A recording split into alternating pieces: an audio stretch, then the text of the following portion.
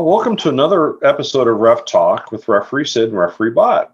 Our sincere thanks to all leagues and teams for hosting this super virtual pit idea. Especially thanks to all of you for inviting us over to the virtual pits. Thanks for giving us the opportunity to ask you questions and allowing us to listen, you sharing your ideas, experiences with other teams and us. We hope you had as much fun, if not more, with this virtual pit visits and gained some valuable insights from this interaction as we did.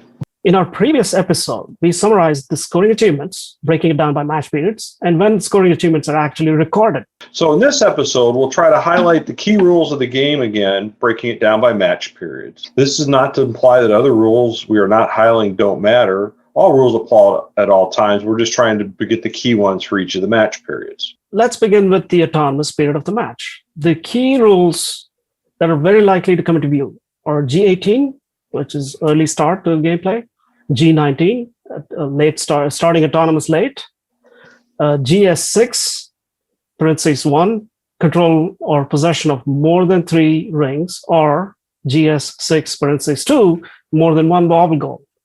Occasionally, rules such as GS5, drive team contact after randomization with the controller, G10, robot control with the contact with the scoring element, G20, not parked at the end of the period, G21, robot control during autonomous period, could also be subject of interest. Be mindful, GS12, GS13, and GS4 parentheses A requirements. GS12 and 13 require robots to be completely in the launch zone and underscore completely in the launch zone. This will apply in driver control period as well. Even if there was no driver controlling the robot, GS4A prohibits introduction of rings by the human player before the start of the driver control period. Now we'll switch gears to the first portion of the driver control period. GS12 and GS13 are coming into full view, and any mid or high goal scoring achievements must be when the robot is completely in the launch zone. Another obvious rule is GS6, which is the control of more than 3 rings is going to come into view as well during this match period.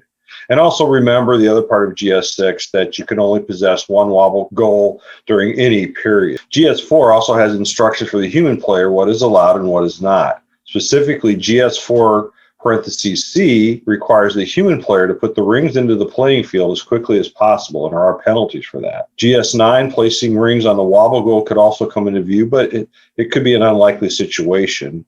And teams should be mindful of GS1, where an allowance is provided for safe extension outside the playing field boundary at the audience-facing wall and the tower goal wall.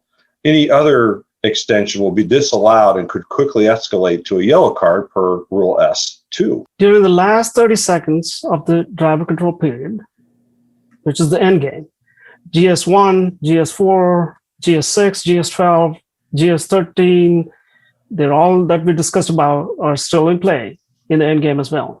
In addition to control rings, control of more than 1 wobble goal will come in view as expressed in GS6, parentheses 2. Occasionally, rules such as G10, G20 can be of play during this period. This is a high-level summary of the commonly referred rules during each of the match play periods. Remember, this is not to say other rules may be ignored. All rules apply at all times. We're just breaking it down to some specific keys for each of the match periods.